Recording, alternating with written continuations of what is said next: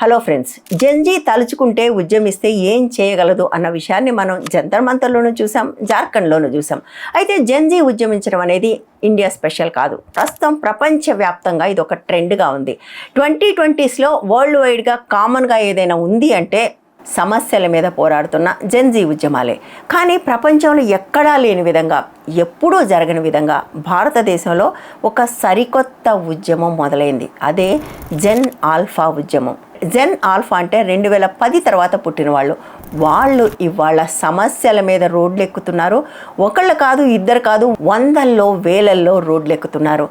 ఉత్తరప్రదేశ్, బీహార్, రాజస్థాన్, మహారాష్ట్ర, మధ్యప్రదేశ్, పంజాబ్ ఈ రాష్ట్రాలన్నిట్లోనూ కొన్ని వందల సర్కారు బళ్ళ పిల్లలు రోడ్ల మీదకు వచ్చి తమ సమస్యలను తీర్చమని అడుగుతున్నారు.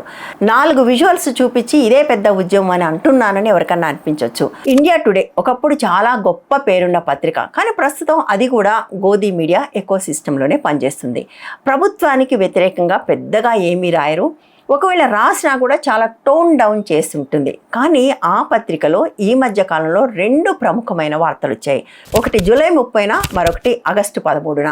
ఈ 2 వార్తలు కూడా ఇప్పుడు నేను చెప్పిన రాష్ట్రాల్లో ఉద్యమ బాట పడుతున్న పిల్లల గురించే.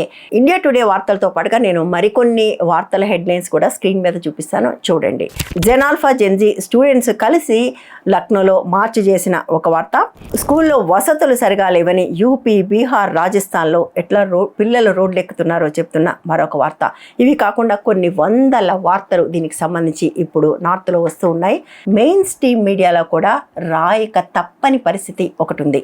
కేవలం రెగ్యులర్ స్కూల్ పిల్లలు మాత్రమే కాదు, అందులైన పిల్లలు, మూగ పిల్లలు, చెవిటి పిల్లలు కూడా రోడ్ల మీదకి వచ్చి నిరసన తెలియజేయక తప్పని పరిస్థితి ఒకటి ఇప్పుడు కనపడుతూ ఉంది. పిల్లలని చూడకుండా వాళ్ళ మీద కూడా దాడి చేస్తున్న సంఘటనలు కూడా బయటకు వస్తున్నాయి. ఈ వీడియోలో చూడండి, పసిపిల్లల వాళ్ళని పోలీసులు ఎట్లా కాళ్ళతో తంతున్నారో చూడండి.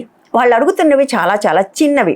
తాగడానికి స్కూళ్ళల్లో నీళ్లు పెట్టండి, పెట్టే అన్నంలో పురుగులు రాకుండా చూడండి, టాయిలెట్స్ కట్టించండి, అందులో నీళ్లు ఉంచండి, తరగతి గదులు కట్టించండి, ఆ గది మీద కూలిపోని కప్పు ఉంచండి, అన్నిటికంటే మించి క్లాసులోకి వెళ్తే పాఠం చెప్పడానికి టీచర్ని పంపించండి. ఎంత చిన్న కోరికలు చూడండి. భారతదేశ భవిష్యత్తు క్లాస్ రూమ్లో రూపుదిద్దుకుంటుంది అని మనం చాలాసార్లు చెప్పుకుంటాం. బట్ ఆ క్లాస్ రూముల పరిస్థితి ఇంత అధ్వానంగా ఉంటే వాటి నుంచి రూపుదిద్దుకునే భవిష్యత్తు ఎట్లా ఉండబోతుంది? ఈ అంశంలో ఉన్న సీరియస్నెస్ అర్థం కావాలంటే మీకు కొన్ని నంబర్స్ చెప్పాలి. ఆ నంబర్స్ చెప్తే కానీ ఇది ఎంత పెద్ద సమస్య మీకు అర్థం కాదు. గవర్నమెంట్ ఆఫ్ ఇండియా ఇచ్చిన ఒక ప్రెస్ రిలీజ్ నుంచి నేను కొన్ని నంబర్స్ చెప్తాను, చూడండి. భారతదేశంలో స్కూల్కి వెళ్తున్న పిల్లలు 24.8 కోట్ల మంది. అందులో 50% మంది గవర్నమెంట్ స్కూల్స్కి వెళ్తున్నారు. అంటే దగ్గర 12.5 కోట్ల మంది పిల్లలు సర్కారు బళ్ళకు వెళ్తున్నారు. ఎవరు వెళ్తున్నారు సర్కారు బళ్ళకి? కనీసం మంచి చదువు ఉంటే భవిష్యత్తు ఉంటుందన్న నమ్మకం ఉన్న ప్రతి వాళ్ళు ఇవాళ అప్పో సప్పో చేసి ప్రైవేట్ స్కూళ్ళలో చదివించే ప్రయత్నం చేస్తున్నారు. ఒకప్పుడు మొత్తం విద్యార్థుల్లో 90% పైగా గవర్నమెంట్ స్కూల్స్కి వెళ్తూ ఉంటే, నేను చెప్పేది స్వాతంత్రం వచ్చినప్పుడు సంగతి, ఇప్పుడు అది 50% పడిపోయింది. 90ల్లో కూడా ఇది 70% ఉండేది. కానీ గత 30-35 ఏళ్లలో అది మరింత దారుణంగా పడిపోయింది. దానికి కారణం ఈ స్కూళ్ళ పరిస్థితి ఇంత దారుణంగా ఉండటమే. నిజానికి విద్యార్థులు రోడ్డు మీదకి ఎక్కడం అనేది మనకు కొత్త కాదు. తెలుగు రాష్ట్రాల్లో అది చాలా ఎక్కువ ఉంటుంది. నేను స్టూడెంట్గా ఉన్నప్పుడు మేము కూడా ఏ సమస్యకైనా డిఓ దగ్గరికి వెళ్ళటము, సిట్టింగ్ ప్రొటెస్ట్ చేయడం, ఇవన్నీ చేసిన తరమే మాది. కానీ ఆ తర్వాత కాలంలో ప్రొటెస్టులకు బదులుగా స్కూళ్ళనే వదిలేయటం పెరిగింది. దాంతో విపరీతంగా గవర్నమెంట్ స్కూళ్ళ నుంచి డ్రాప్ అవుట్స్ పెరిగారు. స్కూళ్ళు ఇంత అధ్వానంగా తయారైనప్పటికీ రేపటి పౌరుల్లో సగం మంది ఇప్పటికీ కూడా సర్కార్ బళ్ళకే వెళ్తున్నారు. బట్ ఈ సర్కార్ బళ్ళకు పంపించే వాళ్ళందరూ కూడా సమాజంలో అట్టడుగు వాళ్ళు పోరాటం చేయడానికి కూడా ఓపిక లేని వాళ్ళు. బహుశా అందుకే చాలామంది పిల్లలు దానికి కూడా సరిపెట్టుకొని చదువుకుంటున్నారు. బట్ జెన్జీ ఉద్యమం చూసిన తర్వాత అందులో చాలామందికి అర్థమైంది మనం ఇట్లా సరిపెట్టుకుని ఉండాల్సిన అవసరం లేదు అని. అందుకోసమే ఇవాళ దేశవ్యాప్తంగా అనేక మంది పిల్లలు రోడ్డెక్కుతున్నారు. జెన్జీ రోడ్డెక్కినప్పుడు వాళ్ళని దేశద్రోహులని, టుక్డే గ్యాంగ్స్ అని, సిఏఏ ఏజెంట్లని, సోరోస్ ఫండెడ్ అని, ఖలిస్తానీలని, పాకిస్తానీలని అన్న వాళ్ళు పిల్లల్ని కూడా ఆ మాట అనడానికి ఏమాత్రం మొహమాట పడట్లేదు. వాళ్ళ నిజమైన సమస్యలకు స్పందించాల్సింది పోయి వాళ్ళని యాంటీ సోషల్ ఎలిమెంట్స్ ముందుకు పెట్టి నడిపిస్తున్నాయని అనటం కూడా మొదలుపెట్టారు. అఫ్ కోర్స్ ఈ మూమెంట్స్లో ఎక్కడైనా కొంతమంది పేరెంట్స్ ఉండొచ్చు, కొన్ని చోట్ల టీచర్స్ కూడా ఉండొచ్చు. కానీ అక్కడ ఉన్న సమస్య నిజమైన సమస్య కదా. తెలుగు రాష్ట్రాల్లో ఎంత తిట్టుకున్నా మన స్కూళ్ళు కొంచెం బెటర్గానే ఉంటాయి. వివక్ష కూడా వేరే వాళ్ళతో పోలిస్తే తక్కువే. అసలు లేదని నేను చెప్పట్లేదు, బట్ తక్కువ. దళితులు వండితే తినము అని పిల్లలు మొండికేసిన లాంటి సంఘటనలు మనకు నార్త్ నుంచి చాలా ఎక్కువ వస్తుంటాయి. కానీ ప్రభుత్వాలు ఈ స్కూళ్లను బాగు చేయడానికి బదులుగా వాళ్ళు ఎంచుకుంటున్న మార్గం ఏంటంటే స్కూళ్లను మూసేయటం. ఎందుకు మూసేస్తున్నారంటే ఎన్రోల్మెంట్ లేదు కాబట్టి. ఎందుకు ఎన్రోల్మెంట్ లేదు? చేప ఎందుకు ఎండలేదు అంటారు కదా, సరిగ్గా అదే కథ.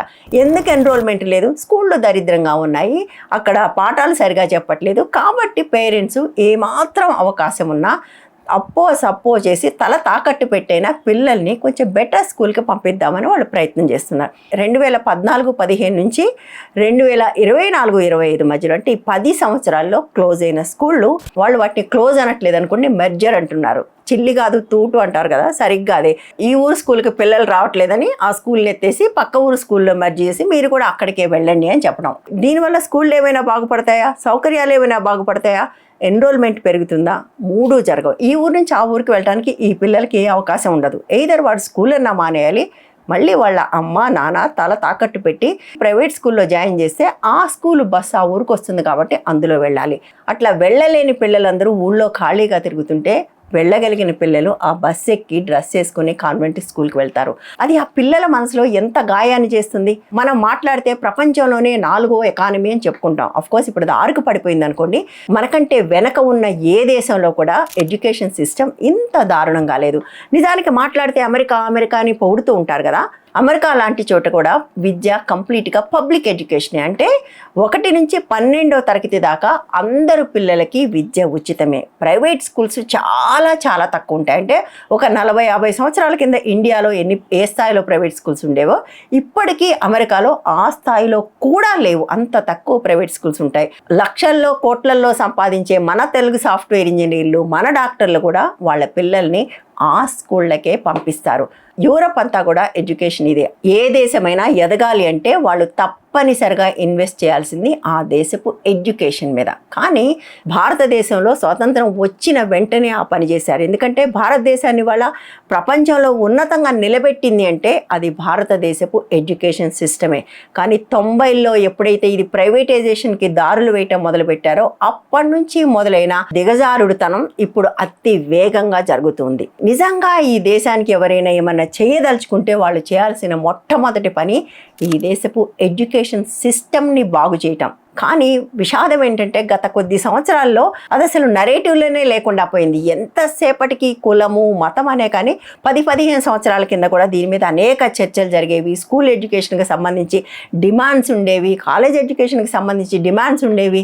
కాలేజీలు పెట్టాలి, స్కూళ్ళు పెట్టాలని జనం అడుగుతుండేవాళ్ళు. బట్ ఇప్పుడు ఆ పరిస్థితి ఎంత మాత్రం లేదు. ఎందుకంటే అందరికీ ప్రభుత్వం మీద ఆశలు పోయాయి. కానీ స్కూళ్ళకు వెళ్తున్న 12 కోట్ల పైచిలకు పిల్లలు ఆశలు వదులుకున్నట్టుగా లేరు. ఎందుకంటే అది తప్పితే ఇంకొక మార్గమే లేదు కాబట్టి చదువుకోవటానికి దీన్ని బాగు చేసుకోవాలి అనే ఒక పంతానికి ఆ పిల్లలు వచ్చినట్టుగా కనపడుతుంది.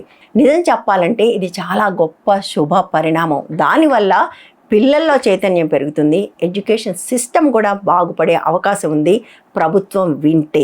కానీ ఈ ప్రభుత్వానికి పెద్దగా వినే లక్షణాలు లేవు, మనకు తెలుసు. అడిగిన వాళ్ళందరినీ యాంటీ సోషల్ ఎలిమెంట్స్ అనటము, దేశద్రోహులు అనటమే కానీ ఆ సమస్యల్ని తీర్చాలి అనే ప్రయత్నం ఎంత మాత్రం చేయదు. ఇప్పుడు కూడా ఇంత జరుగుతూ ఉంటే కూడా ఇదంతా యాంటీ సోషల్ ఎలిమెంట్స్, దీప్కేకి స్కూళ్ళల్లో ఏం పని, ఇటువంటి నరేటివ్సే రన్ చేస్తున్నారు. కానీ నిజమే కదా, స్కూళ్ళు ఇంత దారుణంగా ఉన్నాయి. దేశంలో 50% మంది పిల్లలు ఈ స్కూళ్ళకు వెళ్తున్నారు. వాళ్ళకు అంత దారుణంగా ఎడ్యుకేషన్ డినై చేసే హక్కు ఈ దేశానికి, ఈ ప్రభుత్వానికి ఎక్కడుంది అనే ప్రశ్న మాత్రం ఎవరు అడగట్లేదు. కానీ నాకు అనిపిస్తున్నది ఏంటంటే వచ్చే 2-3 సంవత్సరాల్లో ఈ ప్రశ్న మరింత పెద్ద ఎత్తున వస్తుంది. ఎందుకంటే చదువు, ఉద్యోగం ఇవి రెండే యువతకు చాలా కీలకమైన అంశాలు. ఈ 2 అంశాల్లో మన దేశం అత్యంత దారుణంగా ఫెయిల్ అయిపోయింది. బేసిక్ ఎడ్యుకేషన్లో, బేసిక్ ఎంప్లాయ్మెంట్లో ఫెయిల్ చేసి అరచేతిలో చూపించే స్వర్గాల్ని ఎవరు నమ్మే అవకాశం ఎంత మాత్రం ఉండదు. ఇప్పటిదాకా నడిచిన కుల రాజకీయాలకి, మత రాజకీయాలకి బదులుగా అంశాల వారి రాజకీయాలు, ఇష్యూ బేస్డ్ పాలిటిక్స్ ఈ దేశంలో ముందుకు వస్తున్నాయని మొన్న జంతర్ మంతర్ ప్రొటెస్ట్ చూసినా, ఇప్పుడు జరుగుతున్న జెన్ ఆల్ఫా ప్రొటెస్టులు చూసినా అనిపిస్తుంది. నిజానికి పిల్లలకు చదువు చెప్పించడం అనేది వాళ్ళని కన్న వాళ్ళ బాధ్యత, అంటే పెద్దల బాధ్యత. కానీ సర్కారు బళ్లకు వెళ్లే పిల్లల తల్లిదండ్రులకు అది అడిగే శక్తి ఉండదు. కాక్రోచ్ జనతా పార్టీ నాయకుడు అభిజిత్ దీప్కే అందుకోసమే ఆ కీలకమైన ప్రకటన చేశాడు. మీ దగ్గరున్న గవర్నమెంట్ స్కూల్స్కి వెళ్ళి సోషల్ ఆడిట్ చేయండి. ప్రశ్నించడం మొదలు పెడితేనే కదా సమస్యలు అనేవి బయటకు వస్తాయి, బయటకు వస్తేనే కదా పరిష్కారం అవుతున్నారు. నిజానికి ఈ పని రెగ్యులర్గా జరగాలి. ప్రతి స్కూల్లో పేరెంట్స్ కమిటీలు ఉండాలి. పేరెంట్స్ కమిటీ ముందు ఆ స్కూల్ సమస్యలు చర్చించాలి. బట్ అది ఎక్కడా జరగట్లేదు. నిజానికి అభిజిత్ దీప్కే అడిగింది సిస్టమ్ బయట ఉన్న విషయం కాదు, సిస్టంలో ఉండాల్సిన ఒక ప్రక్రియ. దానికి ప్రభుత్వం స్పందించిన తీరు కూడా మనం చూసాం కదా. వెంటనే రాజస్థాన్లో స్కూళ్ళలోకి స్కూల్ పిల్లలు కాకుండా బయట వాళ్ళు ఎవరు రాకూడదు అని ఒక ఫత్వా జారీ చేసేసింది. చాలామంది అంధభక్తులు స్కూళ్ళలో పెద్దవాళ్ళకి ఏం పని, దీప్కేకి ఏం పని పోస్టులు పెడుతున్నారు. మీరు స్కూళ్ళకు వెళ్ళి ఆ పిల్లల్ని ఆర్ఎస్ఎస్ శాఖలకు తీసుకొని వెళ్తున్నారే, కానీ ఎప్పుడైనా ఈ పిల్లలకు చదువు సరిగా అందుతుందా, ఈ స్కూల్ బాగుందా, అక్కడ నీళ్లు ఉన్నాయా, తిండి ఎలా పెడుతున్నారు, టాయిలెట్ ఉందా, ఉంటే నీళ్లు ఉన్నాయా, ఇవి ఎప్పుడైనా చూసారా? ఎప్పుడూ చూడలేదు. కానీ మీ ఐడియాలజీ కోసం ఆ పిల్లల్ని శాఖలకు తీసుకుపోవటం రైటే, కానీ పిల్లలకు చెప్తున్న చదువు సరిగా ఉందా లేదా, బిల్డింగ్ సరిగా ఉందా లేదా, తిండి సరిగా ఉందా లేదని ఎవరైనా చూస్తే మాత్రం దేశద్రోహం అట. ఇది ప్రస్తుతం దేశంలో ఉన్న స్థితి. కానీ ఈ నరేటివ్ ఎక్కువ కాలం కొనసాగే అవకాశం లేదు. ఒకవైపు జెన్జీ, మరొక వైపు జెన్ ఆల్ఫా కొత్త నరేటివ్ ముందుకు తీసుకొచ్చింది. ఈ నరేటివ్ని అర్థం చేసుకుని పరిష్కరించడం ప్రభుత్వ బాధ్యత, వాళ్ళ పక్కన నిలబడటం ప్రతిపక్షాల బాధ్యత. ఈ రెండు చేయకపోతే దేశం వాళ్ళని వీళ్ళని కూడా ఎప్పటికీ క్షమించదు. అందరూ కళ్ళు తెరవకపోతే దేశ భవిష్యత్తు ఇలా అయిపోతుంది. మీరేమనుకుంటున్నారో కమెంట్స్లో రాయండి. వీడియో నచ్చితే లైక్ చేయండి, షేర్ చేయండి, ఛానల్ని సబ్స్క్రైబ్ చేయండి, వీలైతే ఛానల్ని సపోర్ట్ కూడా చేయండి. Thank you.